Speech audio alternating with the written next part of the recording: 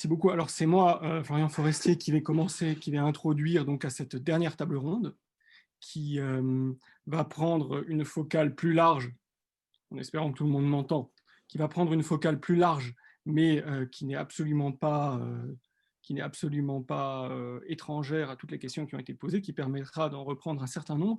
On l'a vu, la digitalisation, la plateformisation risque d'accentuer des tendances à la concentration, à la métropolisation.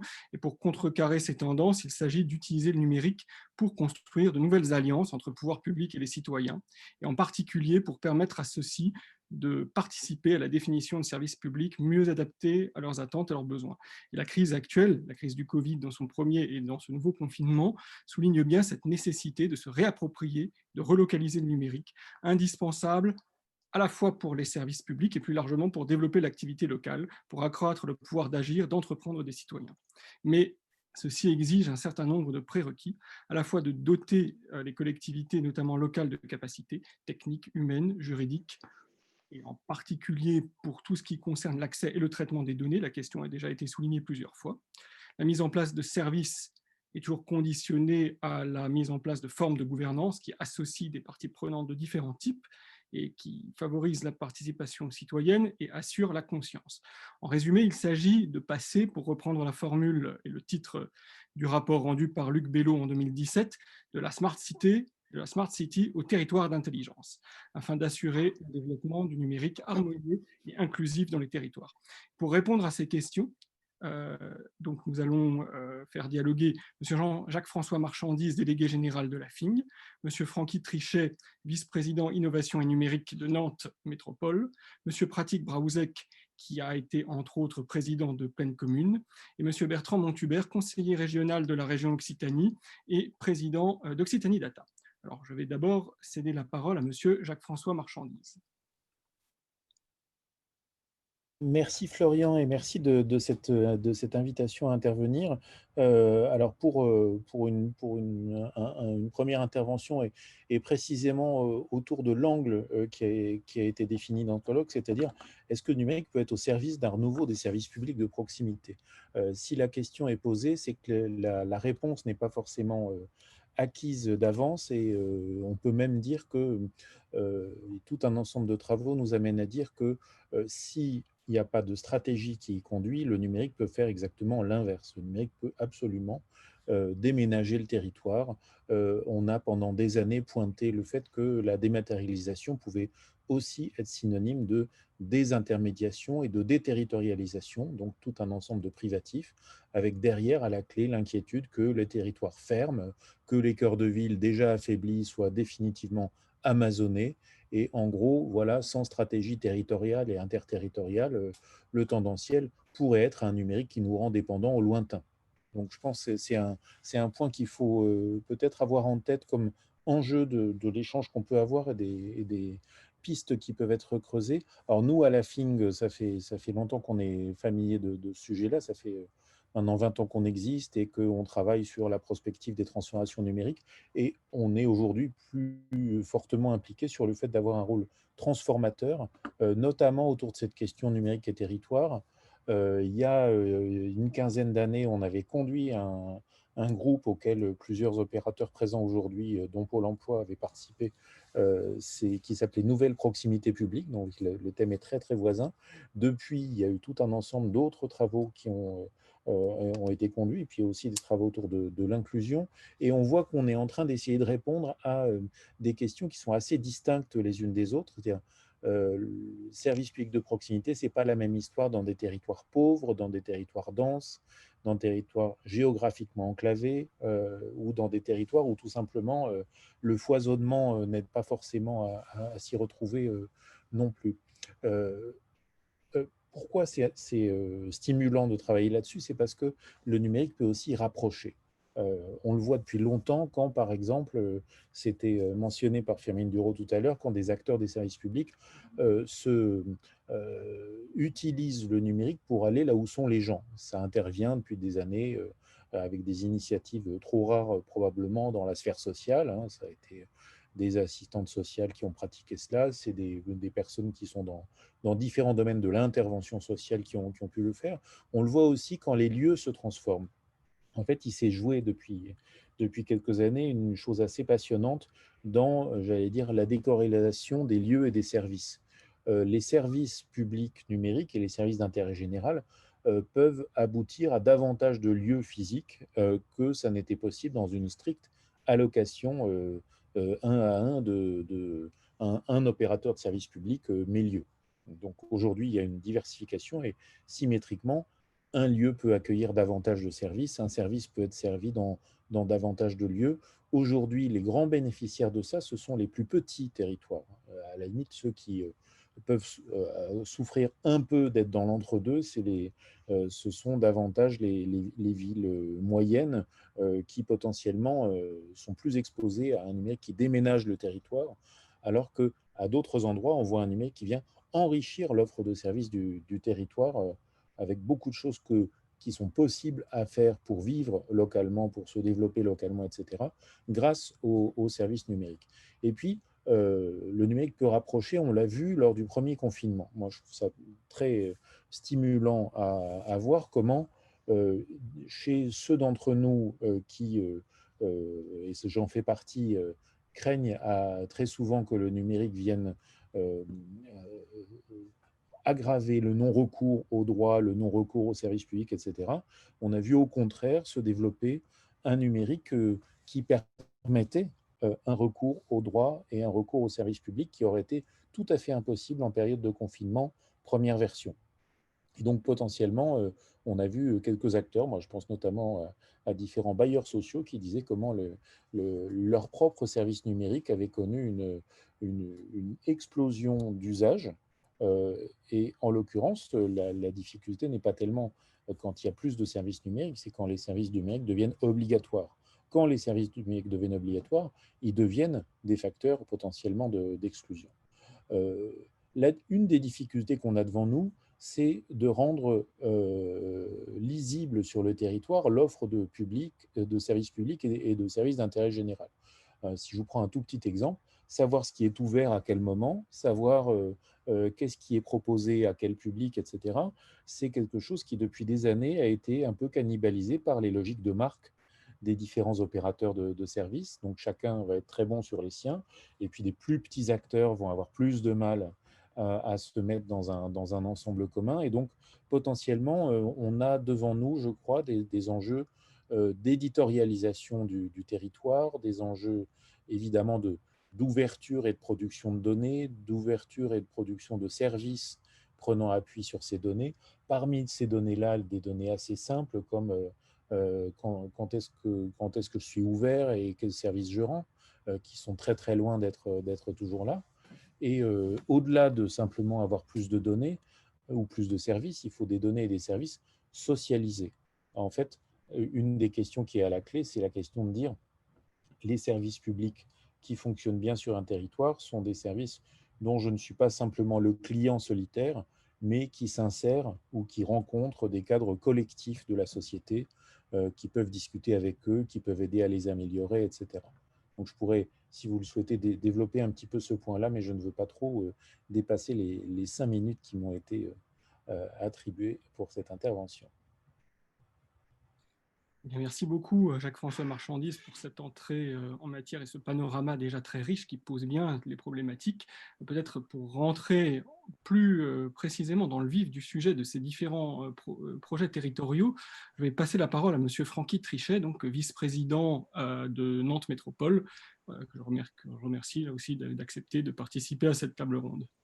Merci beaucoup. Alors, j'adore Jacques-François parce qu'en fait, il pose aussi des cycles sur lesquels je me retrouve et sur lesquels je suis inspiré. Donc, lorsqu'il dit le numérique peut déménager le territoire, il peut aussi réaménager le territoire et j'ai envie de dire réaménager l'alliance des territoires. J'ai essayé en fait de pouvoir nourrir et alimenter ce cercle vertueux. Alors déménager le territoire, oui, on l'a vu de façon très concrète sur certains services publics qui à un moment donné ont été, on va dire peut-être oubliés, voire évaporés de certains quartiers. Et je parlerai en particulier du territoire nantais qu'on connaît bien ici et à l'échelle de la métropole.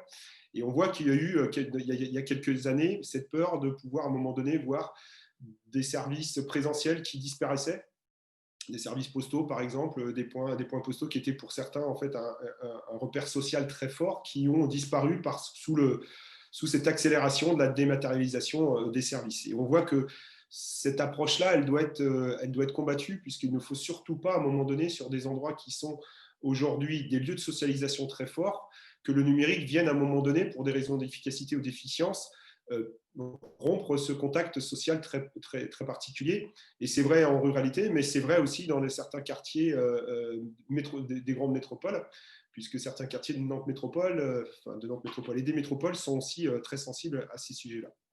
Ensuite, le numérique peut réaménager le territoire, et Jacques-François a introduit quelques notions que moi je trouve très intéressantes.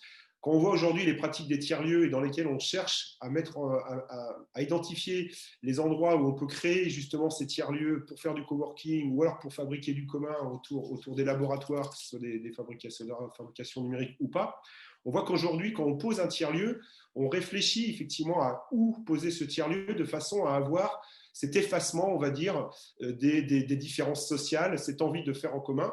Et ça, pour moi, c'est c'est vraiment une façon d'affirmer que le numérique réaménage le territoire. Et lorsqu'on se dit on va mettre un tiers-lieu à 20 km de Nantes parce qu'effectivement, on a cette logique d'espace de coworking, parce qu'on a cette envie d'avoir une économie sur les déplacements, parce qu'on a envie de créer de la valeur, parce qu'un tiers-lieu, c'est aussi pour créer de la valeur entre des gens qui n'auraient pas l'occasion de se rencontrer, on fait de l'aménagement de territoire. Et pas que l'aménagement de territoire au sens déploiement de l'infrastructure numérique, la 5G, la 4G et le très haut débit.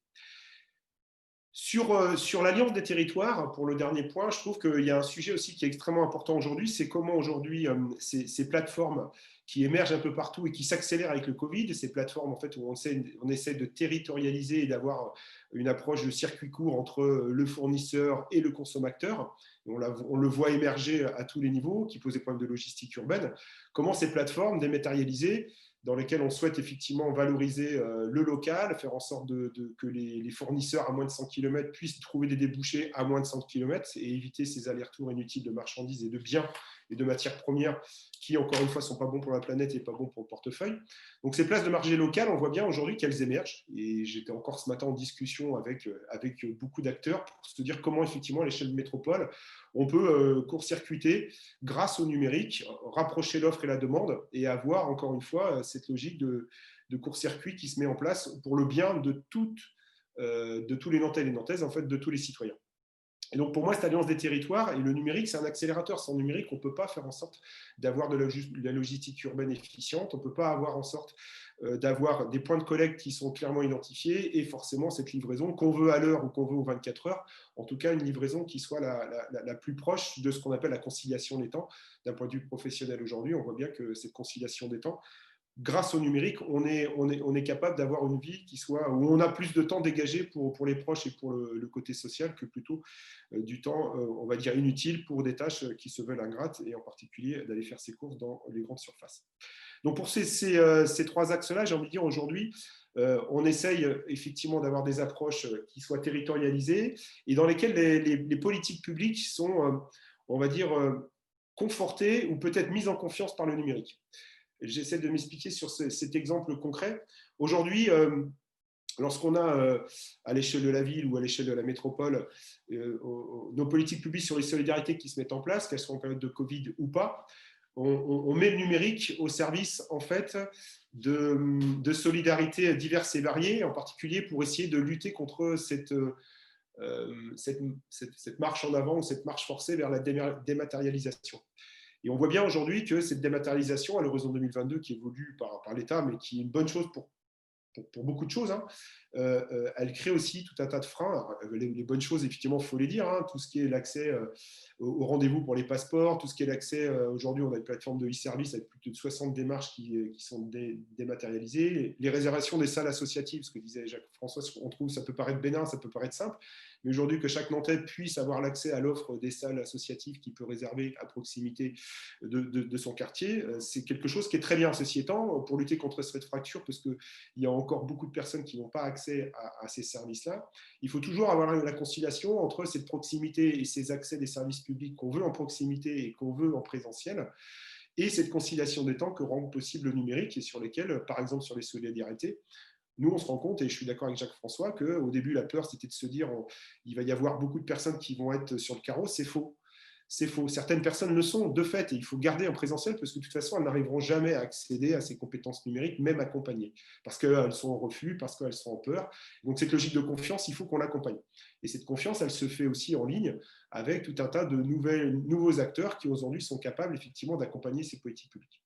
Et juste pour terminer sur un point, je trouve aussi que le numérique, il est aussi un accélérateur de simplification, de confiance et de transparence. On le verra peut-être par la suite.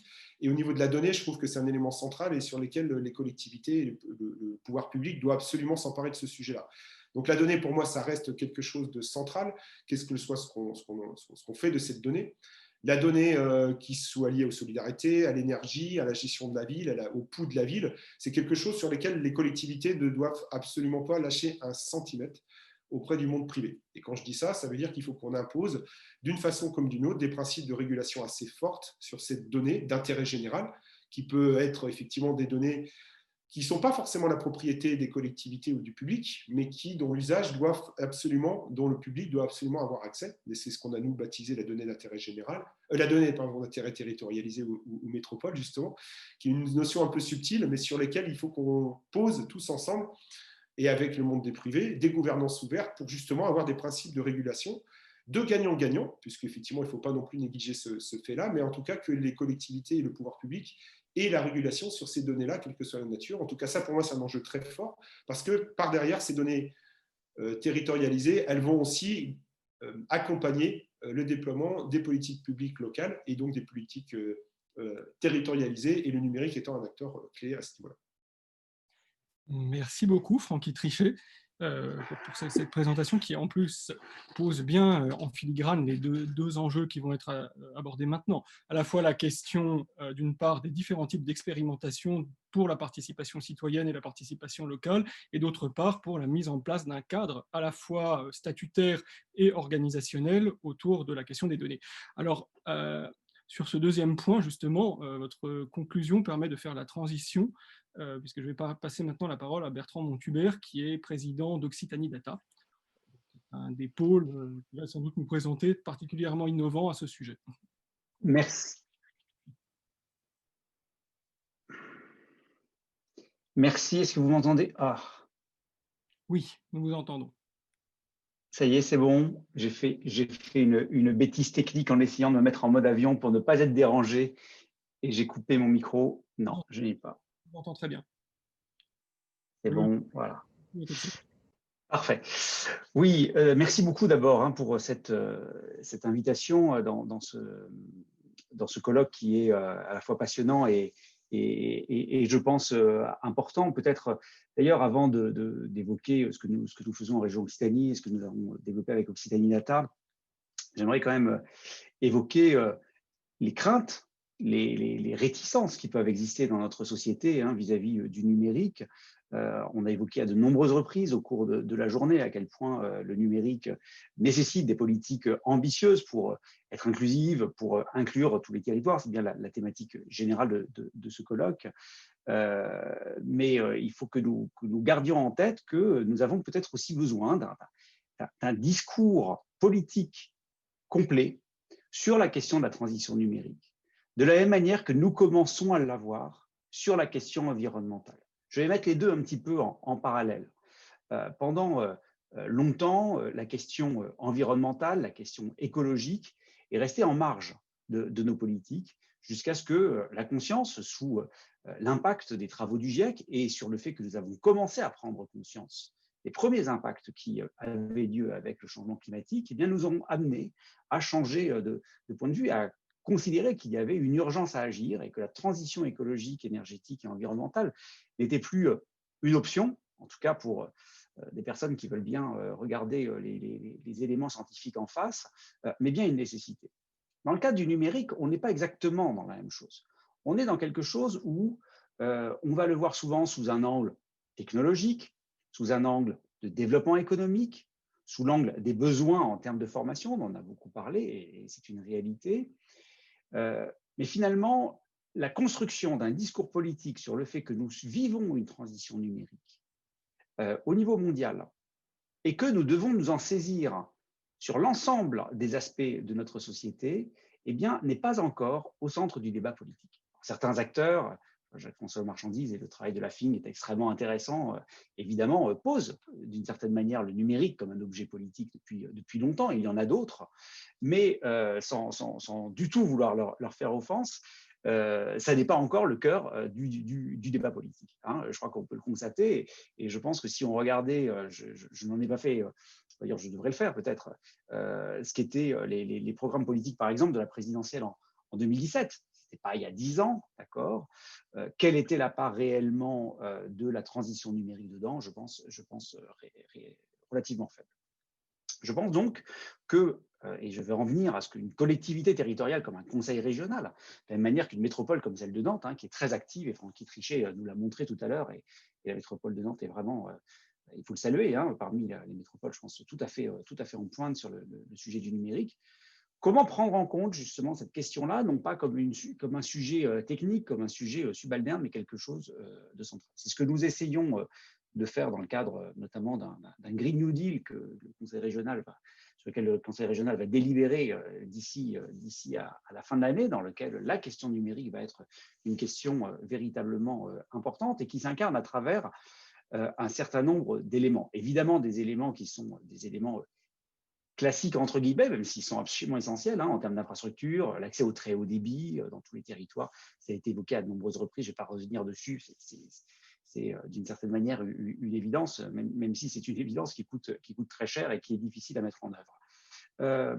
D'autres choses moins évidentes, effectivement, sont la manière dont on va pouvoir essayer de passer à, je dirais, effectivement, une nouvelle étape du travail sur les données, et c'était effectivement ce que Francky Trichet évoquait tout à l'heure à la fin de son intervention, et sur laquelle d'ailleurs la métropole de Nantes a fait un travail important sur la question de la charte métropolitaine des données, hein, qui est sortie il y a 2 ans de mémoire, et sur lequel, en Occitanie, nous avons effectivement créé cette initiative un petit peu originale qui s'appelle Occitanie Data, et qui rassemble des acteurs publics et privés qui ont une motivation commune, c'est de créer un cadre de confiance pour le développement de l'économie de la donnée dans un cadre éthique et souverain.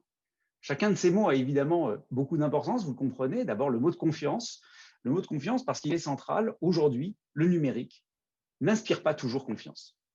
Et c'est un vrai facteur de blocage pour beaucoup de choses. Et d'ailleurs, s'il n'inspire pas toujours confiance, c'est régulièrement pour de très très bonnes raisons qu'il n'inspire pas confiance. Parfois pour de moins bonnes aussi, hein, il ne faut pas non plus voir tous les actes de défiance comme des actes légitimes. Il n'y a pas que la légitimité dans la défiance, mais parfois de la défiance. Et quand on voit en particulier, évidemment, ce qui est l'événement majeur, qui est celui du scandale de Cambridge Analytica, eh bien, naturellement, et ça suscite de la défiance chez les citoyens. Et nous avions sorti il y a 1 an un sondage à Occitanie Data en partenariat avec le cabinet Civiteo, sondage qui montrait à quel point la population était totalement divisée entre ceux qui étaient, on va dire, plutôt positifs vis-à-vis de l'usage des données dans le cadre du numérique et ceux qui étaient plutôt négatifs. Et ça nous a amené à travailler sur le fait d'aller au-delà.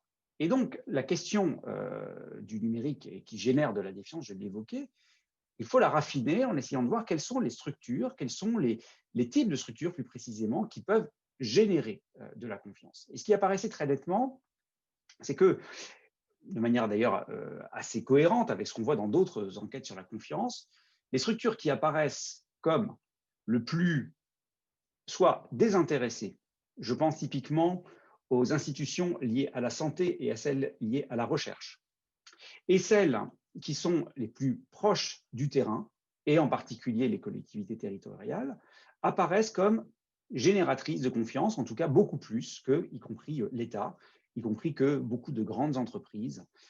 Et ne parlons pas des réseaux sociaux qui apparaissaient tout en bas en termes de confiance dans la population. Ça nous a amené donc à travailler sur les conditions pour créer cette confiance. Et bien la première, évidemment, c'est de rassembler des structures qui sont génératrices de confiance. C'est pour ça que nous travaillons évidemment avec les acteurs académiques, Nous travaillons avec des acteurs publics, des grandes institutions publiques, l'IGN, Météo France, le CNES, des collectivités territoriales évidemment, dont la région Occitanie que je représente, mais également Toulouse Métropole. Et puis les clusters qui évidemment jouent un rôle important dans la structuration de cette économie de la donnée. Donc ça, c'est le premier axe. Le deuxième axe sur lequel nous avons travaillé, c'est de travailler sur un cadre éthique. Parce qu'au fond, nous avons pu constater que beaucoup de freins sur la mise en place de cas d'usage importants reposant sur des données, et notamment des données pouvant appartenir à des organisations variées, eh bien, parmi les freins essentiels, il y avait l'absence d'un cadre éthique. Dit autrement, si nous avons, mettons pour simplifier, deux organisations qui veulent essayer de faire un traitement de données utilisant les données de leurs deux organisations, est-ce qu'il est légitime de le faire? Cette question est évidemment une question complexe. Et pour pouvoir le faire, eh bien, il faut avoir un cadre de référence. Et ce que nous avons proposé, c'est de créer un cadre de référence au niveau éthique. Dit autrement, la question n'est pas qu'une question réglementaire. Très souvent, on va arriver sur les questions RGPD, sur les questions de propriété intellectuelle, évidemment, qui sont des questions évidemment extrêmement lourdes, mais le RGPD ne résout pas tout. Par exemple, quand il s'agit de l'intérêt général et de la recherche scientifique, eh bien, il y a une exception au RGPD qui permet d'utiliser des données, même quand le consentement n'a pas été prévu pour ces données-là. Mais encore faut-il aller au-delà et se dire, est-ce que pour autant le traitement est légitime?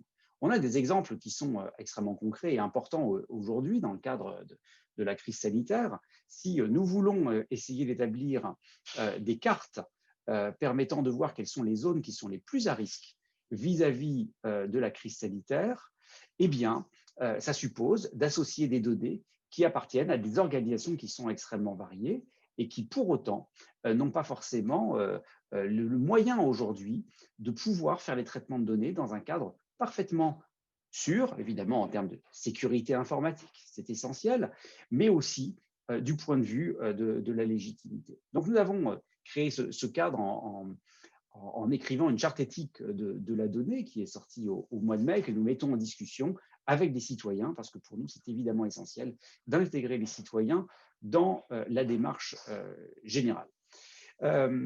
Donc, c'est un projet qui est en train de se développer et qui travaille sur des use cases tout à fait particuliers. Si j'ai une minute, mais Florian, interromps-moi si je suis trop long, tu sais que je suis bavard, donc, et il faudrait que je mette mon son. Voilà.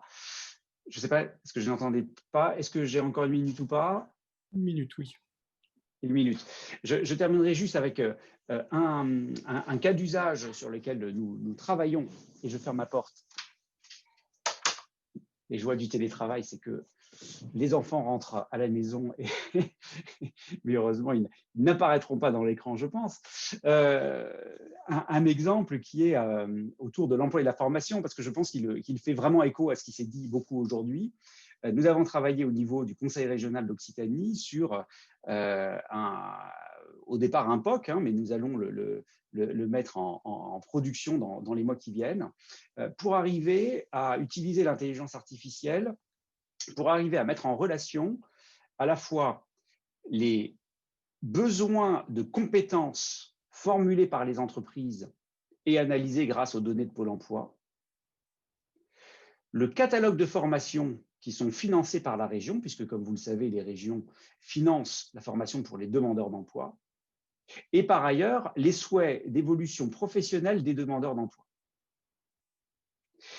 Mettre tout ça ensemble, eh bien, vous le constatez, eh bien, ça suppose de travailler sur des données qui appartiennent à des organisations différentes, également évidemment qui viennent des demandeurs d'emploi. Nous travaillons évidemment de manière à être cohérente avec notre cadre éthique, et pour rendre des services qui, je l'espère, vont permettre justement de favoriser le fait que des personnes vont pouvoir accéder à des formations pour pouvoir évoluer dans leur métier. Alors, pour prendre un exemple, c'est quelqu'un qui a un parcours professionnel, par exemple, qui est demandeur d'emploi, qui veut évoluer, eh bien, le système va lui permettre de voir quel est le type de formation qui permettrait, à partir des compétences déjà acquises, eh bien, d'acquérir les compétences supplémentaires dont cette personne a besoin pour aller vers ce nouveau métier et de le mettre en relation avec des formations dispensées sur le territoire et en lui indiquant à combien de kilomètres c'est, pour que ça soit aussi extrêmement pratique, parce que la vie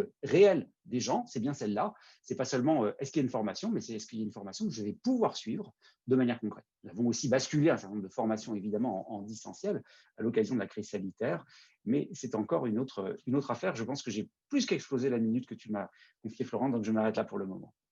Merci beaucoup Bertrand pour cet exemple très précis et pour toutes ces remarques sur la nécessité de la confiance.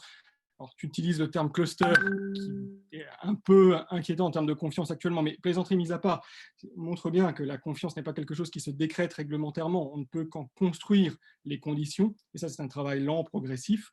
On parle d'éthique, peut-être qu'on pourra s'interroger même sur le fait de savoir s'il ne faut pas aller plus loin que l'éthique et raisonner vraiment en termes de projet politique. Merci aussi pour cette mise en contexte initiale qui permet vraiment de montrer que transition numérique et question environnementale sont deux doigts d'un même gant. Et vraiment, il y a de plus en plus de réflexions, là, depuis même le rapport du Shift Project sur les questions de soutenabilité environnementale du numérique, sur le fait que les projets numériques dans les territoires ne sont pas forcément des projets high-tech, il y a toute une gamme à déployer qui va du low-tech au no-tech parfois. Alors, il aurait été très très intéressant, ces considérations font d'autant plus regretter que nous n'arrivions pas à joindre Patrick Brausek. Nous espérons vraiment qu'il n'est rien arrivé de grave, parce qu'il aurait été vraiment très intéressant qu'il puisse en particulier nous exposer un peu le projet de territoire apprenant contributif qui a été mis en place pour l'établissement public territorial de Plaine Commune, que Patrick Brausek avait monté avec Bernard Stiegler, avec le philosophe Bernard Stiegler, auquel je profite de l'occasion pour rendre un hommage ici, parce que c'est vraiment quelqu'un dont la pensée a été très, très inspirante pour l'appréhension générale des effets du numérique sur notre individuation, sur notre humanité, sur des questions que nous traitons actuellement.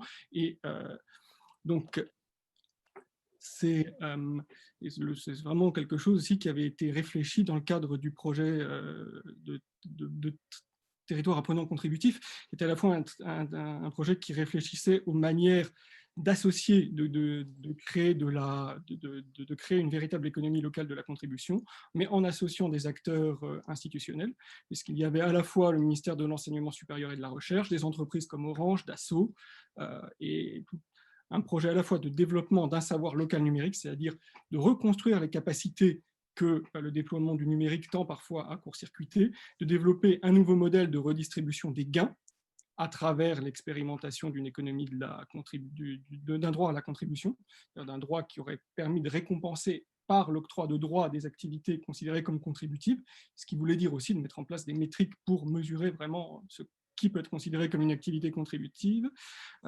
concevoir des plateformes d'un autre type qui auraient aussi soutenu la constitution de communautés apprenantes et contributives et créer des chaires et accueillir des chercheurs. Donc c'était un projet vraiment d'ensemble sur 10 ans qui était une très très bonne illustration, qui pouvait aussi être très très très inspirant pour tous les thèmes que nous discutons. Donc vraiment, il est dommage que Patrick Brausek ne soit pas là, mais ça donne aussi peut-être plus de temps pour les questions à la fois, et la discussion à la fois entre vous et de l'audience. Donc, je vais céder la parole à Armel pour les questions.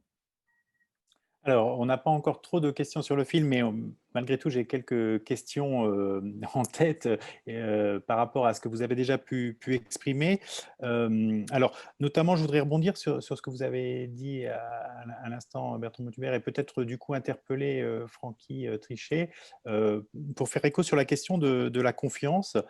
Est-ce que dans ce que vous avez mis en place au niveau de Nantes Métropole, vous avez été confronté concrètement à cette problématique-là, avec soit des retours d'expérience positifs, soit au contraire, peut-être des échecs ou des choses que vous avez été obligé d'ajuster dans la mise en œuvre parce que vis-à-vis de certains acteurs, de parties prenantes, vous avez on va dire, identifié des questions particulières autour de ce problème de la confiance dans les services publics.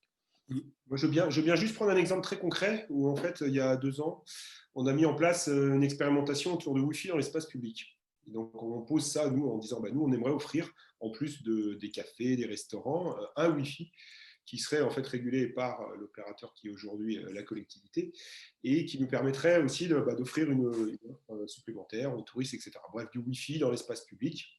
Et lorsqu'on a posé ce sujet-là, en fait, tout de suite est venu déjà, on a mis en place un vrai dialogue citoyen de concertation dans lequel les gens se posaient la question, bah oui, alors c'est quoi ce type de Wi-Fi, comment on y accède, qu'est-ce que vous tracez ou pas.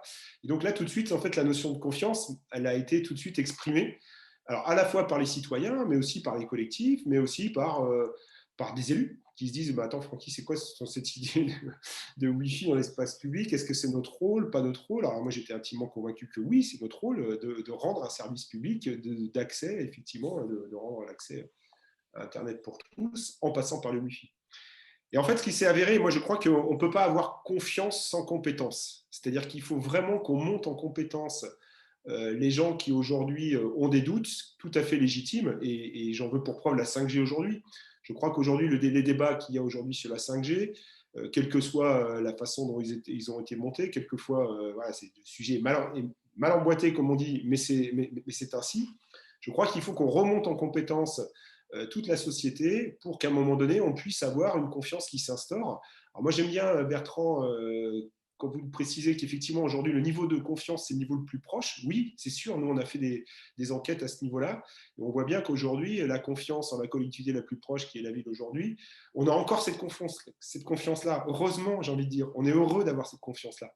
Mais sur un sujet voilà, comme le Wi-Fi dans l'espace public, on a donné mandat citoyen à un groupe d'experts, de citoyens qui sont allés monter en compétences collectivement pour se faire des bonnes idées, pour se dire ensemble, attends, on n'est pas en train de faire des discussions de PMU, excusez-moi de la comparaison, mais c'est n'importe quoi ce qu'on dit. Est-ce qu'à un moment donné, on peut tous monter en compétence au même moment, pour un moment donné, après, chacun se fera son opinion, mais on nourrit la controverse, et pour nourrir la controverse, il faut absolument à un moment donné que tous les acteurs montent en compétence. Donc pour moi, cette mise en confiance, elle doit se faire aussi par une montée en compétences. Et c'est les collectivités qui doivent à un moment donné, et je prends l'exemple de la 5G, ce débat, je crois qu'aujourd'hui, c'est le rôle des collectivités, puisque l'État n'a pas voulu le faire, et ce n'était pas forcément très, très facile de le faire. En tout cas, de monter en compétence toute la société et de nourrir effectivement aujourd'hui, d'argumenter, de garder trace, comme on peut le faire dans les Fab Labs, de créer du commun. Et en plus, chacun se fera son opinion. Mais c'est à nous d'aller chercher Madame Michu sur ces sujets-là et lui donner tous les éléments pour que Madame Michu se fasse son opinion. Donc voilà, confiance sans monter en compétence, pour moi, on ne peut pas le faire. Donc à nous, les collectivités, et quel que soit le sujet. Et pour ça, voilà, le Wi-Fi c'en est un, la 5G c'en est un, et puis tout un tas de sujets autour du numérique qui aujourd'hui, voilà, le numérique durable, oui, il faut poser les enjeux, mais qu'est-ce qu'on entend par le numérique durable ou responsable? On l'appelle comme on veut. Est-ce que c'est juste sur l'aspect sur l'aspect aujourd'hui écologique? Non, il y a un aspect social très fort à mettre en place, et on n'en parle jamais aujourd'hui. C'est quoi l'empreinte sociale du numérique? Il faut qu'on le mette en place. Et il y a très peu de sujets d'ailleurs de recherche scientifique. Moi, je suis un scientifique à la base sur ce sujet, et je crois que, pour moi, en tout cas, la définition qu'on adopte sur ce sujet-là, numérique durable ou responsable, c'est vraiment un numérique avec deux pieds. Le numérique d'un point de vue écologique et d'un point de vue social. Et il faut vraiment qu'on préempte trop l'écologie par rapport au social. Et il faut qu'on monte en compétence toute la société pour qu'à un moment donné, on puisse arrêter d'avoir ce numérique qui fait peur. Parce qu'effectivement, aujourd'hui, et je crois qu'on partage tous autour de la table, le numérique est un projet politique, un projet de société, et il faut qu'on fasse monter en compétence tout à chacun pour éviter les dérives parfois un peu simples, voire simplistes de certains, pour justement faire soit de la politique, soit pour faire de la théorie, de la peur et du complot, et dans lesquels on est tous en fait perdants au final. Parce que nous, on est là pour mettre le numérique comme un objet de société et social au cœur des débats. Et les premiers à faire monter, en tout cas, je regarde Bertrand, etc., c'est nos partenaires, nos collègues politiques. Aujourd'hui, on ne fait pas assez de politique autour du numérique. Et moi, je suis ravi Bertrand, je suis aussi vos sujets et vos travaux sur la data. Il faudrait que ce sujet sur la donnée, les chartes qui sont invoquées, les chartes éthiques, c'est pas rien, elles soient portées politiquement par les plus hauts. Tous les présidents de région, tous les présidents de métropole devraient s'emparer de ce sujet-là. Moi, j'ai la chance d'avoir Johanna Roland qui a compris que c'était un enjeu depuis 2014. Effectivement, c'est pour ça qu'on avance sur le numérique à Nantes, c'est qu'en fait, c'est un sujet politique depuis le début. Et donc, il faut aller chercher cette confiance avec les dents, mais il faut aller chercher cette confiance, et on ne peut pas le faire si on ne fait pas de montée en compétences. Et le bon échelon, c'est lequel, du coup? Parce que là, vous parlez des collectivités locales. Est-ce que la région, vous parlez des présidents de région, mais est-ce que finalement, on n'est pas déjà un peu loin du citoyen pour arriver à créer cette confiance-là, et a fortiori quand on est au niveau de l'État? Je crois que tous tous les étages doivent être mis en branle. On veut dire chacun doit prendre ses responsabilités et son niveau de montée en compétence. Moi, quand je vois l'État qui, des fois, met en place des dispositifs justement de montée en compétence sur certains sujets, c'est bien, on peut pas le reprocher. Et nous, il faut qu'on soit complémentaires avec une voix qui soit justement en complémentation. Enfin, en complément. Complémentation, c'est joli, je crois. Oui. Bertrand Bautubert, vous semblez partager cette… On fait trop de Zoom de la journée, on en fait trop. Et donc voilà, pour répondre à votre question, je pense que chacun, et je dirais même qu'il doit y avoir des forces plutôt, des frictions plutôt positives sur ces sujets-là. Bertrand Bautubert, vous sembliez acquiescer. Non, je partage ce que vient de dire Francky Trichet en tout point. Hein. D'abord sur la montée en compétences, c'est clair. C'est assez frappant. Vous savez, en France, moi je suis mathématicien. En France, on n'a aucun scrupule à dire « Ah, moi je suis nul en maths ». Mais on a beaucoup de scrupules à dire « Moi, je suis nul en histoire, en philosophie ». On considère que ça fait partie, à juste titre d'ailleurs, de ce que c'est qu'être un honnête citoyen. Il se doit d'avoir un minimum de culture historique, de culture philosophique, de culture politique. Il n'est pas forcément énorme, mais c'est ce qu'on pense. Je pense qu'aujourd'hui, on se doit d'avoir une culture du numérique. Or, la plupart des gens ne le pensent pas exactement en ces termes. Et ça ne deviendra un véritable sujet politique, c'est-à-dire un sujet dont on débat politiquement dans la société, mais encore une fois, pas que entre experts du domaine, sachants, etc. Parce que si c'est ça, on perd l'essentiel de la population. Et qui va monter en défiance sur des sujets comme ceux-là? Au contraire, il faut les avoir avec nous. Il faut les avoir avec nous, il faut avoir la population avec nous, non pas parce qu'on aurait raison et qu'il faut juste les éclairer, mais parce que le numérique n'a de sens que s'il est une arme du progrès. Que s'il est une arme du progrès. Et en ce sens, et là je partage aussi, Franck qui disait quelque chose de très important, je pense, en disant la question du durable, il ne faut pas intégrer uniquement la question écologique, mais aussi la question sociale. Complètement d'accord. Référons-nous aux objectifs du développement durable de l'ONU, qui engage la France ainsi que je ne sais plus combien de pays, et qui vont parler, oui, d'environnement, mais aussi d'égalité femmes-hommes, mais aussi d'accès à l'éducation, mais aussi d'accès à la démocratie, et qui sont des sujets absolument essentiels. Et c'est d'ailleurs pour ça que dans le premier article de la Charte éthique d'Occitanie Data, il y a la référence explicite aux objectifs du développement durable, c'est-à-dire que le numérique doit y atteindre. Et je vais être honnête avec vous, je vais vous faire une petite confidence. Quand nous avons travaillé sur la charte éthique, et n'oublions pas que dans Occitanie Data, il y a des grands groupes, etc., je me suis dit comment ils vont réagir si on met ça. Tout le monde a souscrit. Donc, ce n'est pas complètement neutre. Donc, effectivement, il faut le prendre sur ces éléments. Et le dernier élément, sur la question des différentes strates. Là aussi, chacun a son rôle à jouer. Je pense qu'il y a des rôles, il y a des strates, effectivement, à un niveau extrêmement local, celui d'une commune, qui sont des rôles absolument essentiels, notamment pour générer la confiance. Mais à l'échelle d'une commune, on ne pourra pas faire, par exemple, ce qu'on fait à l'échelle d'une région. Et c'est normal. C'est-à-dire qu'à l'échelle d'une région, on va pouvoir mettre en relation, là encore, des acteurs académiques. Certaines entreprises, elles ne sont pas présentes dans tous les recoins de la région. Certaines vont être à certains endroits et pas à d'autres, etc. Ou des institutions publiques qui, éventuellement, sont d'un autre ordre. Donc, on a tout à fait une articulation absolument essentielle à organiser entre les différentes strates, et y compris à l'échelle nationale, voire à l'échelle européenne. Et je voudrais insister sur ce point-là, et sur la question de la souveraineté. C'est vraiment très frappant de voir comment on a eu ces dernières années un développement du numérique où finalement la question de la souveraineté a été relativement peu posée parce qu'il y a une forme de fascination qu'on peut comprendre d'ailleurs sur le pouvoir d'innovation des acteurs nord-américains et asiatiques dans le domaine du numérique.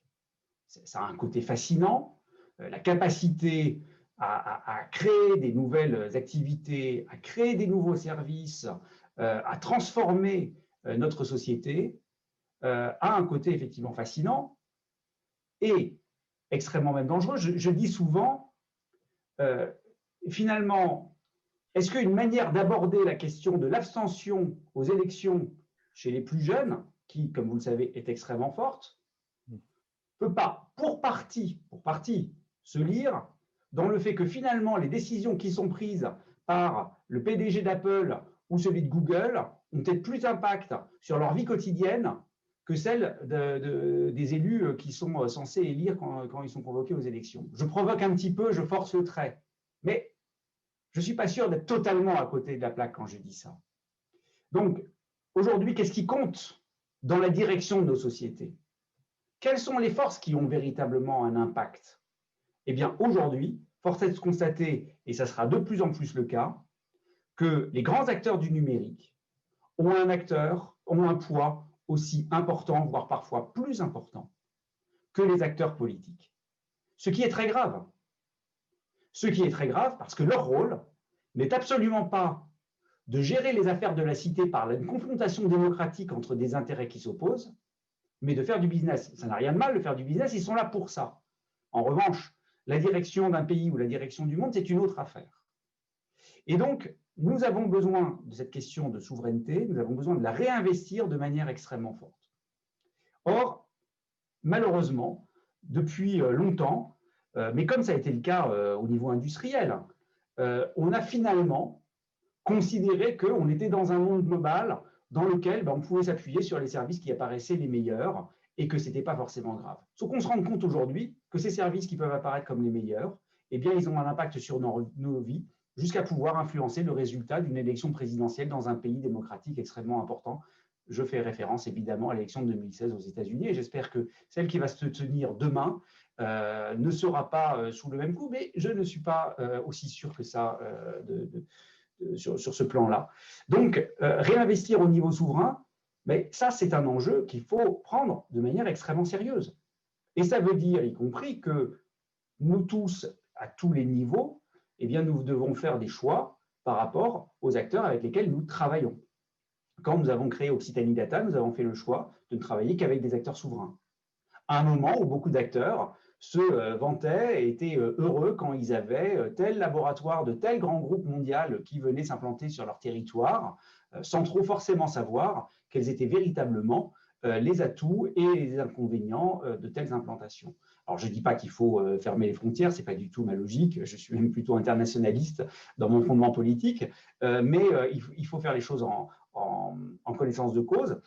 Et je ne vois que le niveau européen pour être en capacité, évidemment, d'agir sur ce niveau-là. Merci beaucoup.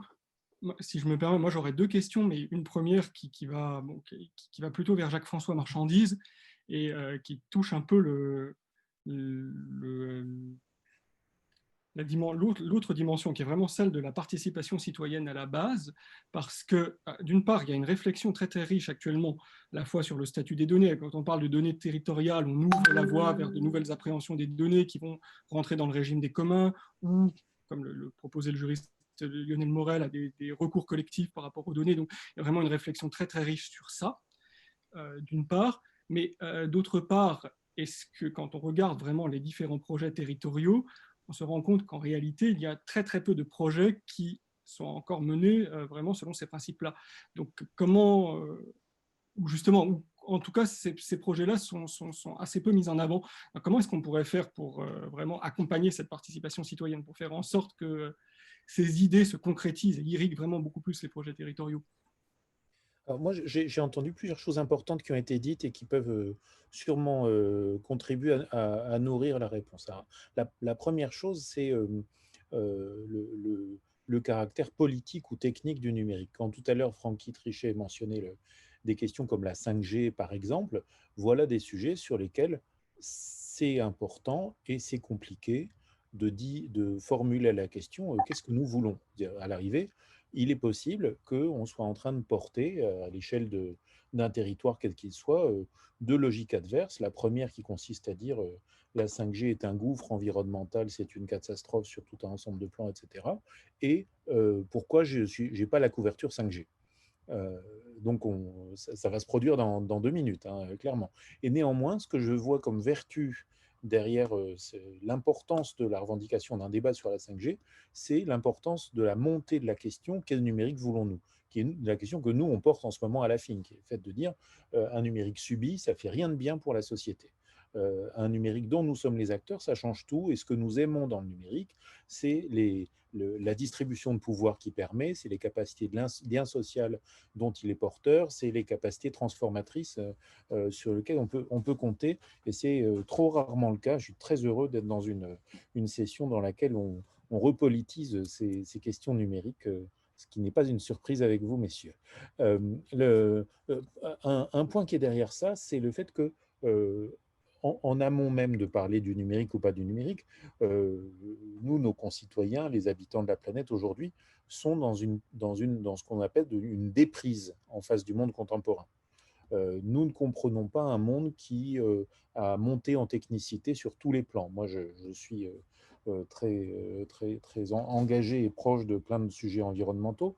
La plupart nécessitent une technicité très élevée. Aujourd'hui, pour être conseiller municipal dans notre pays, il faut être un héros parce que sur la question du ramassage des déchets, sur la question de l'aménagement des voiries, etc., il faut maîtriser une normativité impressionnante et qui est néanmoins importante. Ce n'est pas parce que je dis ça qu'il faut pour autant arrêter de s'occuper de la hauteur des trottoirs ou du recyclage ou de la qualité des eaux. Donc, de fait, ça génère une déprise, ça génère le fait de laisser faire les pros et au fond de dire qu'ils le font mal. Je vois beaucoup d'aspects sur lesquels on a intérêt à reconstruire des capacités d'appropriation. Premier aspect, c'est la question de l'échelle qui a été mentionnée tout à l'heure. La bonne nouvelle que devrait nous apporter le numérique, c'est qu'il est hyperscalaire. C'est-à-dire que potentiellement, il devrait démoder le millefeuille. Ça devrait n'avoir aucun intérêt de savoir à quelle échelle on travaille, parce que, y compris depuis le régional, on apporte des choses à l'hyperlocal. Et réciproquement, depuis l'hyperlocal, on bénéficie d'un ensemble de services, d'un ensemble de données, etc., qui sont générées à des échelles supralocales, régionales, nationales, etc. Et en fait, on en est très loin. C'est-à-dire qu'on rien n'est en train de se passer qui simplifie notre ami le millefeuille, qu'on connaît depuis bien longtemps. Et aujourd'hui, à quoi sont confrontés les usagers?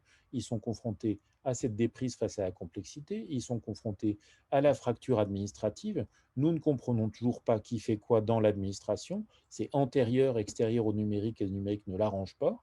Et la dématérialisation de notre autorisation de sortie de confinement, on a toujours la version incompréhensible que nous avons eue au premier confinement où il faut se gratter la tête un quart d'heure pour savoir que c'est la case 2 pour aller faire ses courses ou aller au boulot. Donc ça, ce n'est pas du numérique, c'est autre chose.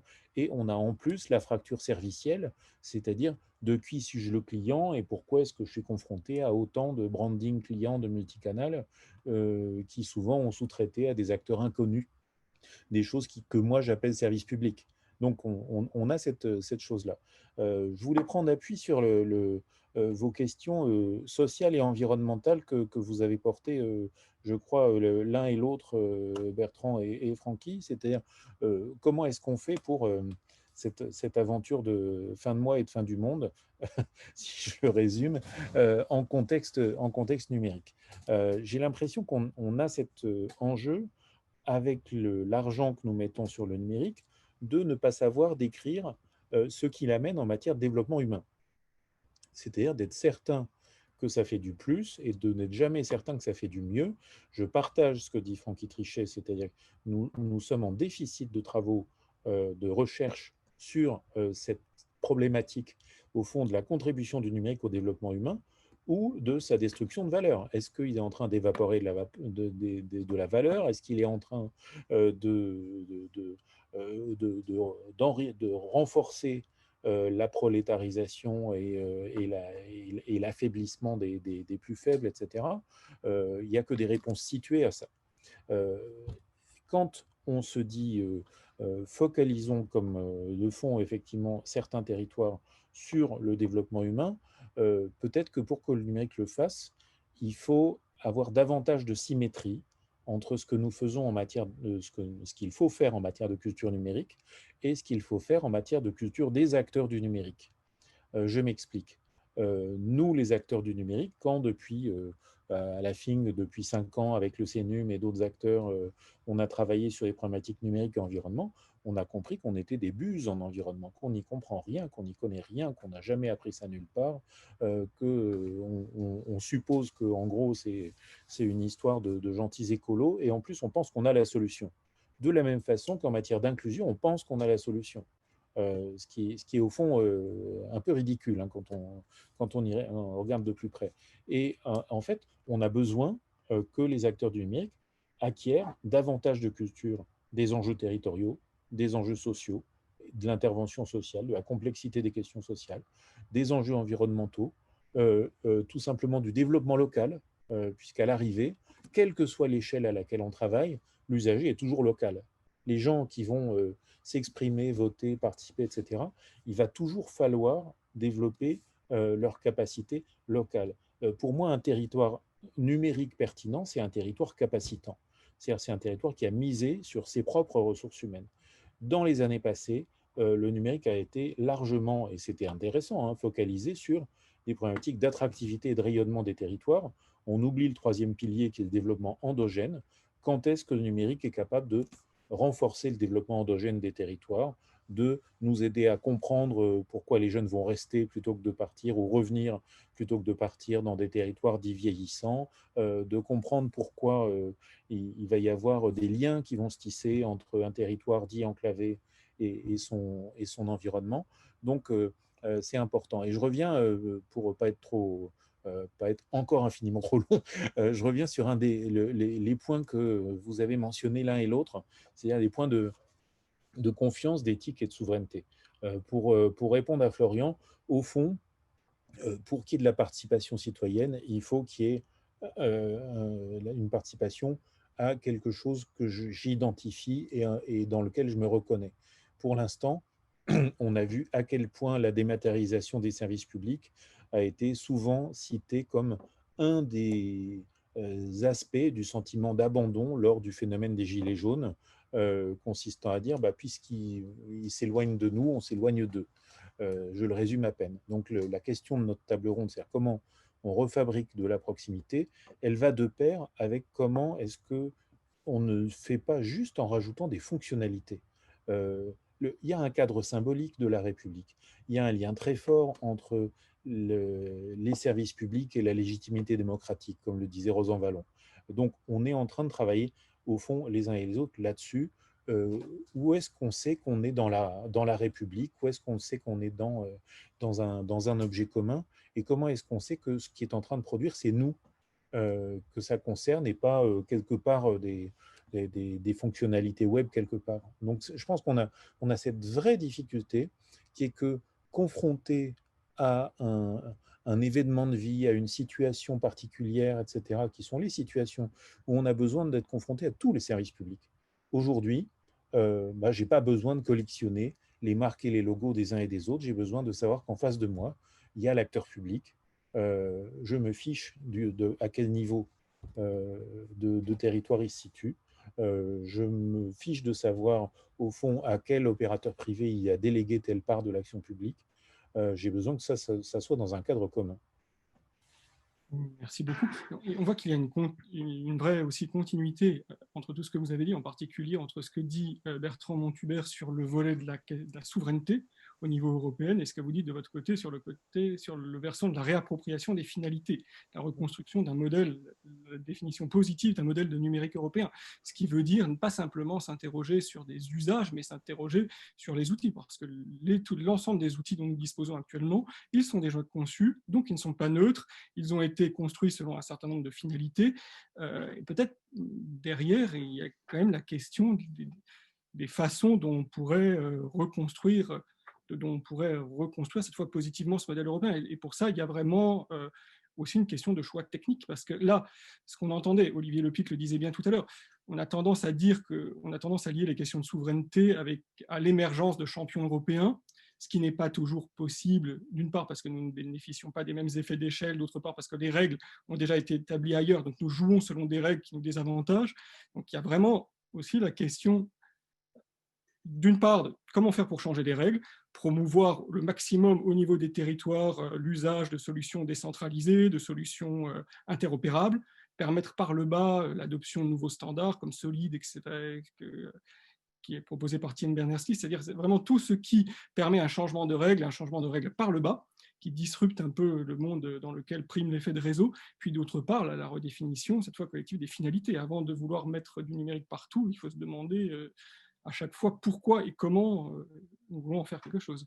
Alors, c'est un peu une question, une invitation collective pour chacun d'entre vous à proposer quelques mots de conclusion à cette table ronde.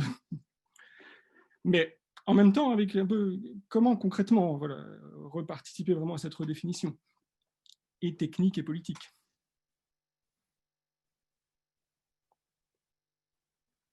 Moi, je veux bien conclure. En plus, il va falloir que je vous quitte parce que j'ai une autre réunion qui est déjà partie d'ailleurs, mais ce n'est pas très grave. Moi, j'aimerais quand même terminer sur une note optimiste. Je pense que oui, la souveraineté, on doit l'affirmer à la fois sur les infrastructures et à la fois sur les services à l'échelle européenne au minima. Et je pense que je crois qu'en tout cas, on est sur une bonne voie, même s'il y a encore beaucoup à faire. Et ne serait-ce que si on voit l'application Stop Covid, etc., toutes ces maladresses, il faut plus que ça se refasse, même en période d'urgence et de contrainte. Je pense bien que c'est là qu'on voit bien le problème des frontaliers aujourd'hui. C'est pas un sujet, ou même de la 5G, aujourd'hui qu'on n'est pas un opérateur, on l'a toujours dit. C'est quand même pas normal qu'on n'ait pas anticipé pour pouvoir aujourd'hui se retrouver dans des situations un peu ubuesques dans lesquelles on n'a pas. Enfin, il faut qu'on mette de la pression pour éventuellement avoir un opérateur à l'échelle européenne qui monte. Après, je pense qu'il faut rester optimiste. Je reste optimiste pour deux raisons. La première, c'est que je crois que sur cette logique de confiance et d'engagement, on arrive avec une génération, la génération qui arrive, elle a envie de s'engager. Et on le voit. Et je crois que nous, on a tous un peu d'âge et peut-être qu'on est déjà sur des logiques un peu usées, même si on reste optimiste. En tout cas, moi, j'ai une fille de 16 ans et je trouve que son envie de s'engager pour différentes causes, elle est quand même assez encore très, très prégnante. Et je trouve que c'est une énergie folle et qu'il faut à un moment donné ne pas louper cette énergie folle. Pourtant, ils ne sont pas dans un monde, on ne leur promet pas le monde que nous, on a pu avoir à 18 ans. Mais c'est ainsi. Et il faut garder cet optimisme parce que je crois qu'ils veulent mener des combats et en tout cas le combat démocratique et de l'injustice, ils l'ont au fond d'eux. Et je crois qu'on peut avoir cette énergie, en tout cas l'utiliser comme étant un ressort justement pour plus de démocratie et d'utilisation et d'esprit critique et d'analyse sur lesquels, à mon avis, la jeunesse, il faut compter sur la jeunesse. Moi, j'y crois beaucoup. Et je crois que c'est à nous de la monter, de faire en sorte qu'elle monte en compétences et qu'elle soit bien éduquée sur un esprit critique autour, effectivement, de ces outils. Et en tout cas, qu'ils nous inventent et qu'ils nous construisent un monde avec ces notions de souveraineté, de confiance et de transparence qui soient de fait ancrées. Et le deuxième élément qui me permet de dire que je crois que je reste optimiste, vous voyez, je fais tout, hein, j'essaie d'être vraiment optimiste, c'est que je crois que le sujet du numérique politique monte avec pas la bonne, avec pas le bon prisme, qu'il monte sur des sujets, toujours sur des virgules sur lesquelles on divise, on crée en tension, et forcément même jusqu'au plus haut niveau de l'État. Je ne vais pas revenir sur la 5G, mais on voit bien que ce sujet-là, il est fou. C'est-à-dire qu'on commence un sujet sur la 5G avec une crispation très, très, très haut niveau politique. Mais au final, c'est presque une opportunité pour effectivement refaire société numérique et se redire politiquement. Et moi, je le vois avec mes collègues à mon niveau, je n'ai jamais eu autant de sollicitations en disant, mais en fait, on commence à comprendre qu'effectivement, le numérique, ce n'est pas que justement de la technologie, voire de la science, c'est vraiment un projet politique et qu'est-ce qu'on veut en faire, redonner du sens. Et je crois que tout ce qu'on fait aussi, ces discussions, ça participe à ça. Ce qui n'était pas le cas, moi, je suis rentré très très jeune en politique, il y a que 5 ans que je suis là, c'est mon début de deuxième mandat. Quand je suis arrivé, on était des extraterrestres et le numérique était vraiment considéré comme quelque chose d'inaccessible. On était, voilà, c'était un peu l'époque, rappelez-vous, hein, de l'émergence des startups et effectivement, la France a repris. Il faut surtout pas critiquer ce qu'il en est, une présence, une prestance à l'échelle internationale autour de ces dynamiques de la French Tech et on le voit bien. Et tant mieux, c'est-à-dire qu'on a vraiment eu aujourd'hui des belles pépites et puis on a surtout repolitisé le numérique. Je crois que, et puis effectivement, on est certains acteurs à se battre pour ça, avec des mots simples, parce qu'il faut aussi à un moment donné être simple, quoi. Les choses se posent simplement et les gens, toutes les politiques comprennent en disant, mais en fait, je peux apporter, moi, élu au sport sur le numérique, oui, oui, toi aussi, tu dois apporter ta voix. Je peux apporter, moi, élu sur des Même, je dirais même le jour, j'ai eu une discussion avec quelqu'un qui s'occupait des parcs et des jardins et dans lesquels on a parlé numérique parce que quelque part, oui, le numérique aussi doit accompagner avec des technologies parce que c'était, oui, on m'a présenté des choses pour l'arrosage automatique, t'en penses quoi? Je dis, bah, tu vois, ouais, ça, c'est une façon de présenter aujourd'hui que le numérique peut aussi contribuer à dépenser moins d'eau et à investir des technologies puissantes. Donc, je reste optimiste pour ces deux raisons. La jeunesse qui nous pousse et l'envie et l'élan, et je crois l'envie de cet esprit critique qu'ils ont peut-être plus que nous n'avons eu avec notre race. Alors nous, ça allait parce qu'on s'en sortait plutôt bien, parce qu'on était parfois à l'université, mais je trouve qu'on a une génération qui ne s'est pas trop posé de questions parce qu'elle avait tout. Donc une génération plus contrainte aura beaucoup plus l'esprit critique et va vraiment en fait, faire muter le numérique en un objet social, un objet solidaire. Et puis les politiques qui s'approprient le sujet. Donc profitons-en. On a une fenêtre de tir peut-être pour encore continuer à monter en compétence tout le monde, les jeunes et les politiques. Pour moi, c'est les deux leviers les plus forts. Merci beaucoup. Alors Bertrand, Jacques-François, si vous avez, mais en 1 minute, des considérations conclusives. Pardon, excusez-moi.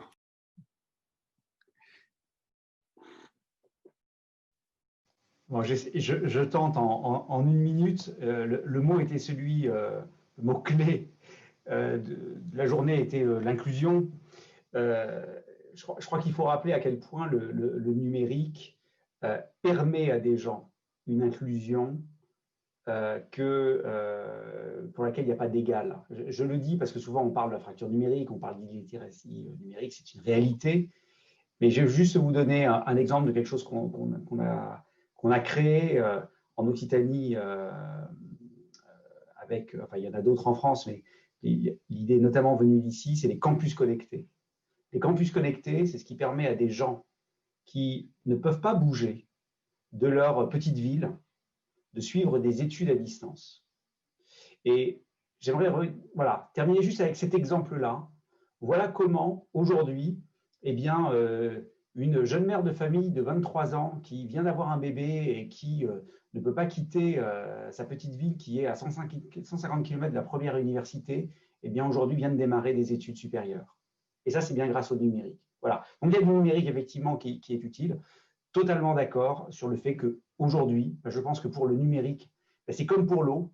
Autrefois, on laissait les robinets couler pour tout et n'importe quoi pendant qu'on brossait les dents, et puis on a appris progressivement que c'était un bien rare et qu'il ne fallait pas faire n'importe quoi avec ça. Peut-être que demain, justement, la question, ça va être de se dire, le numérique, pourquoi est-ce qu'on en a besoin? Pourquoi est-ce qu'on n'en a pas besoin? François? Oui, moi, si j'avais à être optimiste pour une raison, c'est autour des énergies collectives. On a parlé d'engagement il y a un instant. Moi, je voudrais insister sur le fait que on a besoin d'une société civile du numérique. On a besoin aussi bien d'acteurs associatifs, y compris d'acteurs associatifs qui sont déjà anciens et solides. Je pense au manifeste que la Fédération des centres sociaux a sorti pour un numérique plus humain très récemment et qui pour moi est un document fort, et à des dynamiques qui se jouent du côté de collectifs plus informels, du côté d'engagement de toute génération. Donc je pense qu'il faut être optimiste là-dessus, surtout quand le mot que nous avons tous en tête du côté du développement des services peut aussi bien nous conduire à une société à la carte, une société de l'hyper-personnalisation. Comment est-ce qu'on fait pour rester dans un monde commun? Et je pense que c'est un des grands enjeux si on veut développer des territoires inclusifs, c'est les services qu'on développe, il faut qu'ils portent un monde commun et il faut qu'ils soient construits sur des cadres collectifs de la société. Et il se trouve que les dynamiques collectives, elles existeront si la société civile existe et si, comme on l'a dit, elle est mise en capacité, si, comme vous l'avez dit lors des précédentes tables rondes de cet après-midi, il y a en effet le fait de miser sur la formation, sur la capacitation, sur l'investissement d'avenir qu'est en fait l'humain. Merci beaucoup. Et Armelle Guillet, à vous le mot de la fin. Alors, le mot de la fin sur cette table ronde, mais beaucoup de choses ont été dites, donc j'ai un peu peur de faire de la redite, mais dans ce que j'ai noté en tout cas dans vos propos à tous les trois, c'est l'enjeu autour de rendre lisible l'offre de services et le numérique invite à le prendre sous un nouvel angle. La question du cadre collectif que rappelait à l'instant Jacques-François Marchandise, et puis la logique de confiance qui a été aussi un mot-clé qui a traversé tous vos propos. Je pense que le parallèle qui a été établi aussi à un moment entre la transition environnementale et la transition numérique, finalement, quelque part, a un énorme avantage, c'est qu'il nous ramène à cette question dans les deux cas de comment on se construit un avenir commun. Et du coup, la touche positive que vous avez aussi évoquée autour à la fois de cette question du combat démocratique et puis du numérique comme pas simplement une technique, mais aussi un projet politique à mener, finalement nous renvoie à cette question de l'avenir commun et d'une certaine manière fait le lien avec le thème de cette journée, c'est-à-dire que cet avenir commun, ça veut dire aussi qu'il est inclusif. Voilà, donc je pense que ça reprend un petit peu de manière très synthétique ce que vous avez dit les uns les autres, et merci encore pour vos contributions très, très riches sur cette table ronde.